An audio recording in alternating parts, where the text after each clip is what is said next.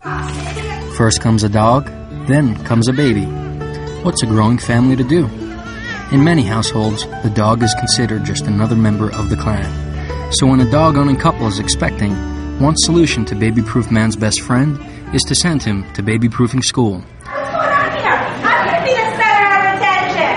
At the Positive Dog in Boston, Massachusetts, Jennifer Vickery trains dogs and couples to make the transition as easy and stress-free as possible. Our mission is the development of lifelong partnerships between owners and their dogs, and seeing that partnership include not only the owners, but the owners' children and their grandchildren and their nieces and their nephews, and helping them develop adaptable, adjustable dogs who are safe and confident and comfortable in any environment is very, very rewarding. Preparation can begin well before the baby arrives.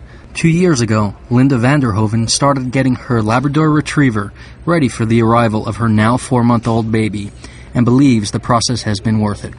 We had everything in place that we needed to have so that when the baby came into the house, Bailey knew what to expect already.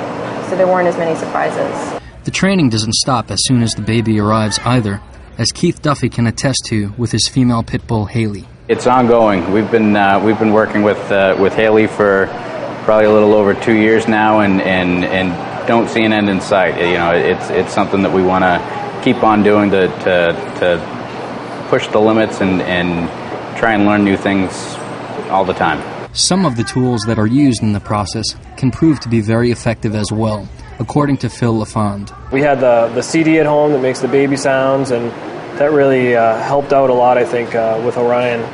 And we used to walk the stroller around. We had a little dolly baby at home that all that stuff really helped out. Some even wait until the dog is fully ready and accepting before they even try to have children. When we started training with Orion, he was a puppy, and Jen had always said to me, well, when are you going to have kids? And I told her that we were going to have kids when the dogs were able to, be able to just look at me and know what I wanted them to do. So, a couple years into training, she said, so, you ready? They're really well trained. Jennifer says sometimes the training process can be more difficult than anticipated. Certainly, I'd like to think that it always does work, but unfortunately that's not always the case. There's so many factors we have to take into consideration, ranging from the dog's age, the dog's breed, their previous level of obedience, the owner's consistency. All of those things really make an impact on the dog's progress. The client who has the best success rate are clients who are planning ahead long before they're expecting. I certainly don't like to train within the box